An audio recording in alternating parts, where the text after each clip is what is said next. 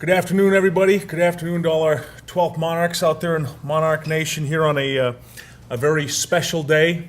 As today we honor some very special guests. Des, is it possible to put the camera over here for just a minute so we can see we've got some folks that are here with us today as part of our program. We like to honor those in the military that are with us. Say hello, everybody, guys. Wave to everybody out there. These are some very special guests that we are absolutely excited to have with us to honor. We're going to enjoy lunch with them today, show them the facility. We want them to be part of Old Dominion and our football program. You'll also get to see some of these very special guys on game day. These are our heroes right here. What they do allows all of us to do what we're doing. So we are extremely grateful. And everybody here and back home, please join me in a round of applause, welcoming them. Great to have you here with us, guys. Thank you for coming. Today we'll talk about our game this past weekend. We suffered the worst loss we've had as a program to Maryland, 47-10. This one will challenge us as a program. It'll challenge our mental toughness and everything that we're about, but it's a challenge that we'll take head on for sure. In talking about this game, I felt like we were out-coached. I felt like we were outplayed by a better football program in Maryland. That's a better football program right now, not necessarily in the future. We hurt ourselves early in this game with some turnovers. 3 of our first 4 drives, we turned the ball over, and that caused us to lose momentum, and it caused us to lose confidence as a football program. And then defensively, we did not show an ability to stop the run in this football game. They were able to control the football game with their ability to run the ball. So we really put ourselves in a bad place early in this football game.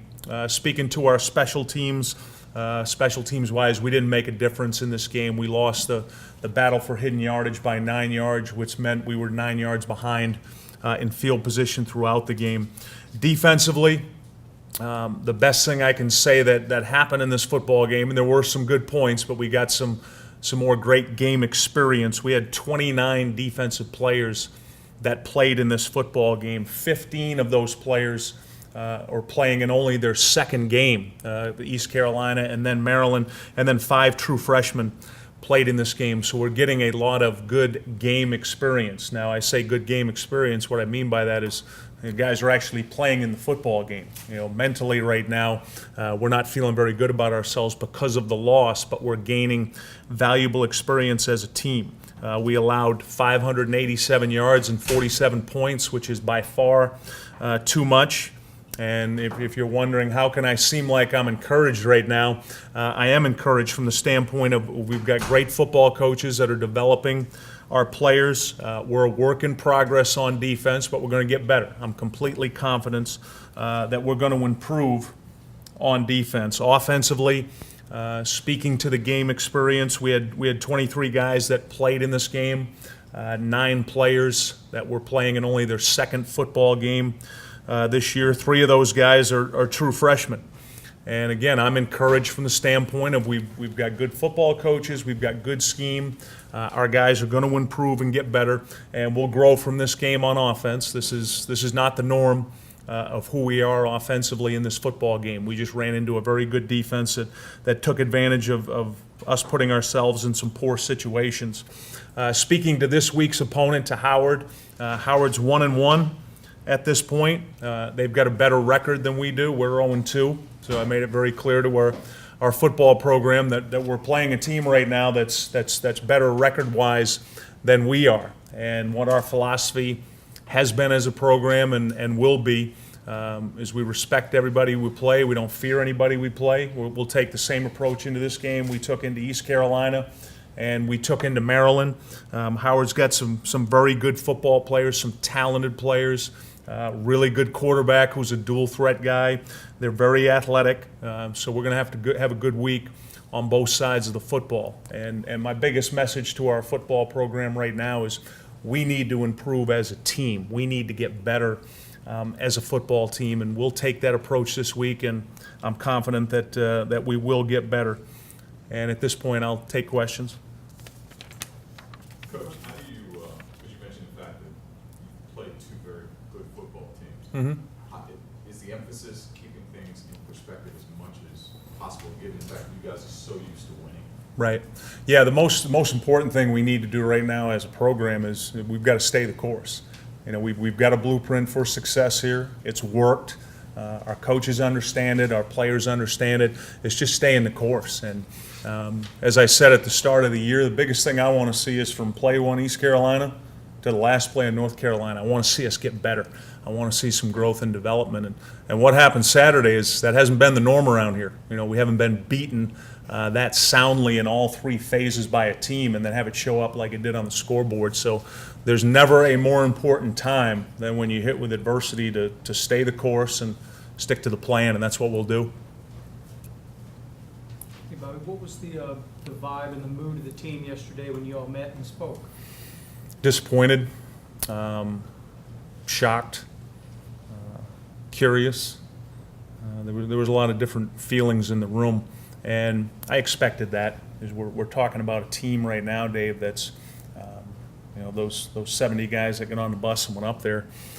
35 of them are new. You know, 35 of them right now they haven't tasted a victory yet. They haven't had success. You know, there's 35 guys that are all they know is 0-2, and then we've got the 35 other guys that have been around winning. So it's a mixed reaction right now, and so what we need to do as a program is, you know, we've got to make sure that we stick to what we've done that's been successful. You know, I've told the coaches I don't want drastic changes. I want to stick to what we're doing. I want to stick to what our plan is, and philosophically we've got to stay that way. That's very important, and I think that's critical, Dave. No matter what you're doing in life, if you're in a position of leadership, you've got to show that you believe in what you're doing, and there's not going to be any panic. There's not going to be any reactions or overreactions.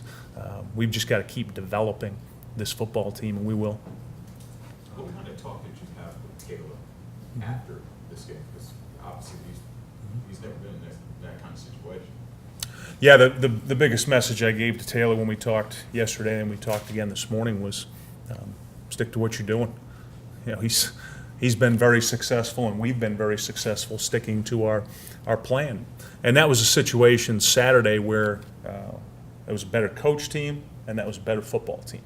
Maryland was clearly a better football team and a better football program than we are right now. And I want to keep emphasizing right now, they're better than we are.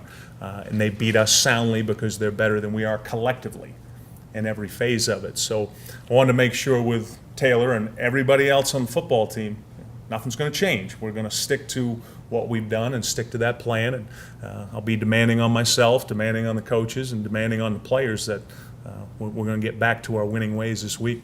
What was his body language like? Was the kind of coach I've never seen this before? No, not at all. It was excellent. Everything about him, his presentation stays the same. He's upset with his performance. I don't want to in any way let anyone believe that he's pleased with what happened. He's upset with what happened. He's upset with the way collectively we played as a team. He's more important than being our quarterback. He's one of our captains. So his responsibilities go beyond just what he does with the ball in his hand. And we met this morning. I met with the captains, and we talked about that part of it. So he's got a bigger responsibility beyond that. And for him, because he's the most watched guy in our program, he's always got to be mindful of that presentation, and he does a great job with that. And I trust that his presentation will be the same this week. The fans have traveled really well the first two games. How important do you think they'll be in the first game? Now there's a great subject. Thank you for bringing that one up. There's a great subject. I suspect there'll be 20,000 very excited 12 Monarchs there Saturday night. I was actually probably the most inspired I was during this entire football game was when we were down 47-3 and we scored a touchdown, and I could hear the ODU chants coming from behind me. Our fans have been great these first 2 weeks. They've traveled well. They've stuck with us. They've hung in there. Obviously, we don't want to be 0-2 at this point. We wanted to be 2-0, but we all knew something like this could happen based on the caliber of competition, and we've all been inspired. I spoke to the team about it yesterday in our team meeting, the fact that those fans, those 12 Monarchs are there, they're with us, and they're inspiring, and we're very excited to get with them Saturday night at 6 o'clock. Hey, Bobby, coaches talk a lot about the the greatest amount of progress often comes Mhm. from week 1 to week 2, result aside. Mhm. Did you see any areas of progress? No, there wasn't a lot I can point to from East Carolina to Maryland that looked like it, particularly when you look at what the score ended up. The fact that we lost by 37 points. The most encouraging thing that comes out of that for me, Dave, is the fact that 55 of the 70 we traveled played. So 55 of the 70 played against an ACC team, played against the best competition that we've faced to this point in our brief history as a program. And 55 of them have game experience at that level of competition. Now, that'll only be good if we turn that into a positive and we make progress from that. But when you look at the scoreboard, I can't stand up here and tell you that we made progress from week 1 to week 2. Yeah, so several of the players afterward talked about the speed of the game being faster than they're used to and being a little more physical and everything. So Right. moving forward, how do you, as you're trying to make progress, how do you duplicate those kinds of elements in order to try and make progress? You can't duplicate it. It's not as if we can practice against Maryland. So there's not a magic formula I can sprinkle that's going to make us look like Maryland or coach like Maryland or do any of that. They're ahead of us right now as a program, and that's clear. And that was clear to everybody Saturday who was at that game. It was clear to me on the sideline. They're clearly ahead of us right now. But what we've got to do is we've got to take this plan that we have, Dave, and we've got to make sure that everybody within the program understands that losing is not acceptable. Losing by that score is not acceptable. And the only way you win is you consistently do the right things on and off the field. Our preparation's got to improve. And I'm talking about coaches too. I'm not just speaking to the kids right now. Preparation's got to improve. Practice has got to improve. The way we perform on game days got to improve. And it will. I'm confident we'll get better. I'm confident our guys will grow from this experience. When you're trying to develop a football team to play at that level and you're doing it with half of your team being brand new, there's going to be some growing pains. There's going to be some situations that aren't necessarily going to look pretty. The product that's out on the field, the guys performing, it's not always going to look at the highest level, but I'm very confident we'll get there. Bobby, you've got 4 FCS games and then an open date before you go play another ACC team. Enough time to improve, you think, where you'll play better than you did against Maryland? Play better against who? Pitt. I'm so far removed from thinking about Pitt right now, Harry. All due respect to your question, because I like to answer all your questions. I'm front and center right now with Old Dominion first and foremost. Old Dominion is right in front of me. Even Howard's in the a little bit off to the side right now. The Old Dominion football program, our players, their confidence level, their performance level, their practice level. I'll say coaches and players, all of us, me included. I'm first and foremost. I've got to do a better job. I'm not doing a good enough job right now to get us to the level we need to. So that's got to improve first, Harry, and then this is all about Old Dominion number 1 right now, and then it's about preparing for Howard. What disappointed you most about your defense, and is there anything you can do in the next week or two to attack that problem? Yeah, what was the part that happened Saturday, Bob, that we've got to get better at quickly was just our ability to play our responsibilities. That's got to improve the most with what we're doing. And it's all phases, Bob. It's all 3. But to answer your question specifically about the defense is just handling responsibilities. And that's a bit of a catch-22 right now, Bob, in that we're trying to handle responsibilities. We tried to do it against a football team that's a really good football team in Maryland, and trying to do it with some guys who are new to the program that are trying to play at a high level. So that's got to improve first and foremost. I think everybody in the room understands what you mean, but in more layman's language, to play your responsibilities. Well, on each specific play, Each player's got an assignment they're responsible for, whether it's a run, whether it's a pass, whether it's a blitz. And when you start to get some moving parts in front of you, when you get an offense that's doing things a little bit different, or motioning, or taking somebody like Stephon Diggs, who's a wide receiver, and then all of a sudden he's in the backfield, the picture changes. And when the pictures change, the responsibilities change. And right now, we're not moving at a fast enough pace in our reactions on defense to be able to handle our responsibilities. And that's an area, Bob, that'll improve through repetition, it'll improve through focus, it'll improve through coaching. And I'm confident that's going to happen. I'm confident we're going to improve in those areas. Anything else for Coach? Yes, sir. Coach, what do you do to keep the team and the program in the present, not dwell on the past, seeing that what's happened with the last 2 losses? That's a great question. We talk a lot about around here about playing the next play. Being in the moment, trying to improve, trying to get a little bit better. Our program philosophy is to aim high in everything we're doing, try and get better as a person, a student, and an athlete all the time. And with young people, sometimes that's hard, because as we're sitting here right now having this conference, getting ready to enjoy lunch, they're in class. They're on camp. Their focus isn't on football right now. They've got other things going. But trying to keep them in the present moment and trying to keep their confidence level up. That's the biggest thing we're working on as we move forward. Thanks for the question.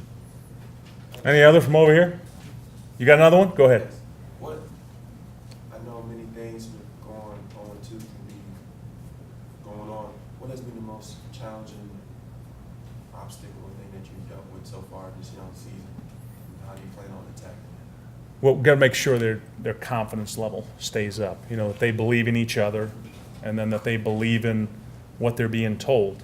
Because I've been doing this for 26 years, and I've been around some programs that have had a few losses. We haven't had many around here. We've never been 0-2.